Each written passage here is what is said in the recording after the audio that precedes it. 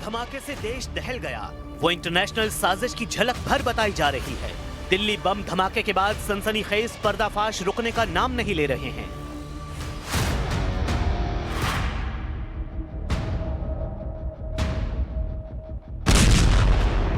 जैसा बम धमाका दिल्ली में हुआ, उससे कई गुना ज्यादा लाशें बिछाने का आतंकी प्लान था। जैसी दहशत दिल्ली में फैलाई गई, उससे कहीं गहरी साजिश का पर्दाफाश जांच आगे बढ़ने के साथ होता जा रहा है। दिल्ली धमाके में अब तक जितने चेहरों से नकाब उतरा है, उससे कहीं बड़े नाम अब भी अपनी पहचान छिपाने की कोशिश में हैं, क्योंकि दिल्ली में फटा बम एक इंटरनेशनल आतंकी नेटवर्क का खूनी कारनामा है। दिल्ली में जो धमाका हुआ है, उसके कई सिरे जांच में देश से निकलकर विदेश तक जुड़ते जा रहे हैं। दिल्ली में धमाका हुआ, जिसका कनेक्शन हरियाणा के फरीदाबाद से निकला। उत्तर प्रदेश के सहारनपुर और दिल्ली ब्लास्ट के अहम ठिकाने बताए गए। जम्मू कश्मीर में दिल्ली बम धमाके के अहम किरदारों के तार जुड़े। दिल्ली बम धमाके के असली आका पड़ोसी देश पाकिस्तान के बहावलपुर में बैठे जैश-ए-मोहम्मद के टेरर कमांडर हैं।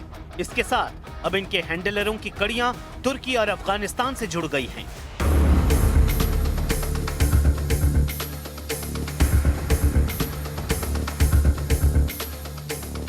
तो क्या तुर्की में दिल्ली बम धमाके का रिमोट कंट्रोल था? क्या मसूद अजहर का टेरर कमांडर भारत के आतंकी ग्रुप को इस्तांबुल से ऑर्डर दे रहे थे? या फिर जैश के जहर बुझे सरगना गजवा हिंद का फितूर डॉक्टर अदील और मुजम्मिल के दिमाग में भरने के लिए तुर्की में मिले थे? जांच अभी जारी है, मगर जो बातें अब तक सामने आई हैं, उससे सुरक्षा बल की टेंशन बढ़ गई है, क्योंकि आतंकी साजिश का दायरा सिर्फ दिल्ली तक सिमटा नहीं है। अभी तुर्की के आतंकी एंगल का कच्चा चिट्ठा खोलने से पहले चलिए श्रीनगर की उस मस्जिद में, जहां बैठकर मौलवी इरफान अहमद ऑनलाइन आतंकी पाठशाला चला रहा था। ये श्रीनगर की नौगाम मस्जिद कमेटी के चेयरमैन हैं। नाम फारूक अहमद है। फारूक ने बताया कि पुलिस ने मजिस्ट्रेट के सामने मौलवी इरफान के कमरे का ताला खोला था, जहां से पुलिस को जैश-ए-मोहम्मद के वही आतंकी पोस्टर मिले जैसे नौगाम की दीवारों पर चिपकाया गया था। 18 दिन के बाद पुलिस आए, दिन को 4 बजे आया। वो मजिस्ट्रेट साथ था, वो सरदार है सब इंस्पेक्टर। उसने बोला फारूक साहब चाबी ले जाओ, तो चलो खोलो दरवाज़ा। हमने दरवाज़ा खोला, ये भी और वो भी। वहाँ से तलाशी की ठीक ठाक से बजट के, तो वहाँ से निकला जैश-ए-मोहम्मद के 3 पोस्टर है। हमें नहीं पता, सरदार ने बोला यही वो पोस्टर है जो नौगामा में चस्पान हुआ।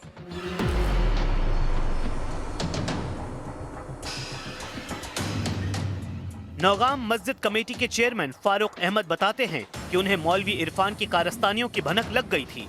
उन्होंने इरफान को समझाने की कोशिश भी की थी। पहले शक हुआ ना कि हमारा मौलवी साहब ये गलत काम नहीं करेगा, मगर आज से दिन होता तो हमें हुकूमत लगता है कि मौलवी साहब को सुरवार है। जिसने ये गलती की उसको सजा गवर्नमेंट देगा जरूर, कि बेगुनाह लोग दिल्ली में इतने मारे गए। पुलिस को तफ्तीश और पूछताछ में मौलवी इरफान की टेरर प्लानिंग का सीक्रेट भी पता लगा है। खुफिया सूत्रों के मुताबिक मौलवी इरफान मेडिकल स्टूडेंट का ब्रेन वॉश करने के लिए जैश-ए-मोहम्मद का टेरर टेप दिखाता था। मौलवी Irfan Ahmed voice over internet protocol calls के जरिए अफगानिस्तान और तुर्की के हैंडलर्स के संपर्क में रहता था। मौलवी इरफान ने ही फरीदाबाद के टेरर मॉड्यूल को आतंकियों को टेलीग्राम ग्रुप ज्वाइन करवाए थे। सूत्रों से मिली जानकारी के मुताबिक तुर्की में बैठे एक हैंडलर ने फरीदाबाद टेरर मॉड्यूल से जुड़े डॉक्टरों को ये निर्देश दिया था कि वो पूरे भारत में अपने अपने लोकेशन को टारगेट करके फैल जाएं। बारूदी मंसूबे के साथ अलग अलग ठिकाने पर फैलने के बाद मौलवी इरफान की टेरर टोली स्थानीय लोगों से घुल मिल गई। यहाँ तक कि व्हाइट कॉलर आतंकियों के गिरोह ने दावतें भी दी। और कश्मीर आप गए थे, कश्मीर में उनकी शादी में? हाँ जी, हम 4 से 5 लोग उनकी शादी में गए थे। कैसी शादी थी? शादी नॉर्मल, उनका थोड़ा सा कल्चर डिफरेंट होता है, तो उस शादी में हम सब सम्मिलित हुए और सम्मिलित होकर वापस हम आ गए। कहीं उनके साथ आसपास घूमने गए हों? शॉपिंग के लिए वो श्रीनगर गए थे, वहाँ पर कुर्ते वुर्ते लेने के लिए, फिर वो वापस आ गए थे। हम अपना आगे घूमने के लिए चले गए थे। अच्छा, डॉक्टर अदील ने कुछ फंड्स आपके अकाउंट में ट्रांसफर कराए थे?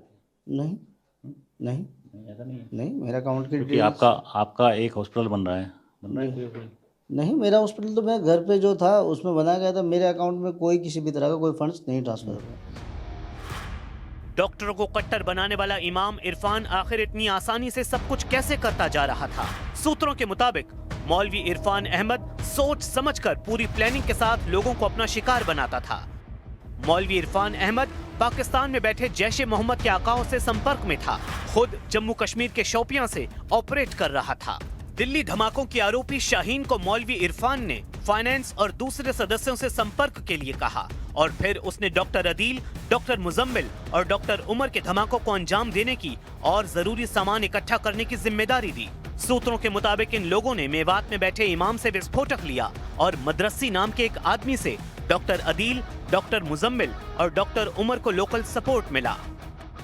और इस काम में मौलवी इरफान ने सबसे पहले डॉक्टर शाहीन की मदद ली, क्योंकि वो अल फलाह यूनिवर्सिटी में सबसे ज़्यादा सक्रिय थी। और फिर धीरे धीरे डॉक्टर आदिल, डॉक्टर उमर और डॉक्टर मुजम्मिल से जुड़कर एक नेटवर्क तैयार किया।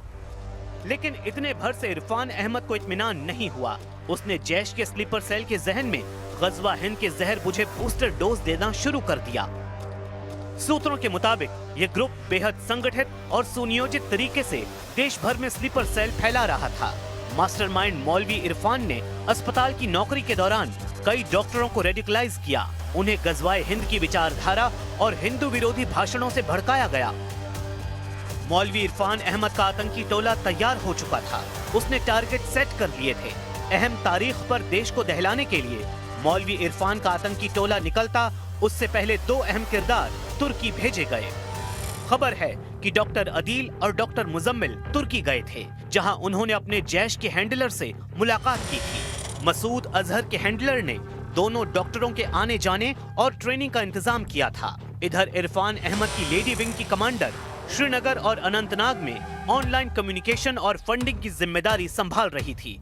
डिजिटल फॉरेंसिक जांच में 400 से ज्यादा इंक्रिप्टेड चैट्स मिले हैं, जिनमें पैसों के लेन देन, सेफ हाउस और आगे की प्लानिंग पर चर्चा की गई थी। 2023-24 में एक महिला डॉक्टर को इस्तांबुल और दोहा से कई विदेशी रकम मिलने के इनपुट मिले हैं। दोनों महिला डॉक्टरों ने अपनी MBBS की पढ़ाई ढाका मेडिकल कॉलेज से की थी।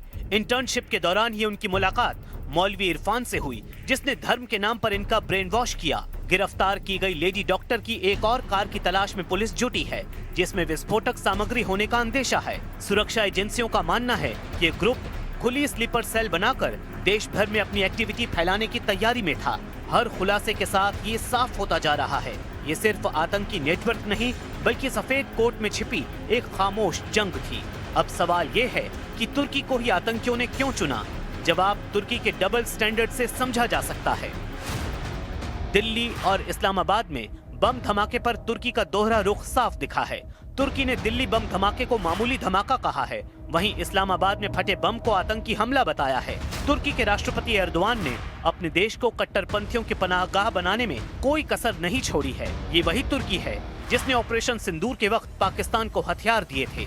ये वही तुर्की है जिसे कश्मीर पर मठाधीशी करने की सनक सवार है। मायने ये है कि तुर्की के ये चमकते शहर महज छलावा है। इस चकाचौंध के पीछे गहरी आतंकी साजिश पनप रही है। ये तुर्की ही है जो पाकिस्तान का सबसे बड़ा हमदर्द बनता है। इसलिए आतंकी आका तुर्की को सेफ ग्राउंड मानने लगे हैं। हालांकि भारत के खिलाफ विदेशी धरती पर रची जा रही सभी साजिशें धुआं होती जा रही हैं। भारत में आतंकी मंसूबे के साथ बिलों में छिपे चेहरों की धरपकड़ जारी है। जैश ए मोहम्मद के साथ जमात-ए-इस्लामी के नेटवर्क पर बहुत बड़ा एक्शन शुरू हो चुका है।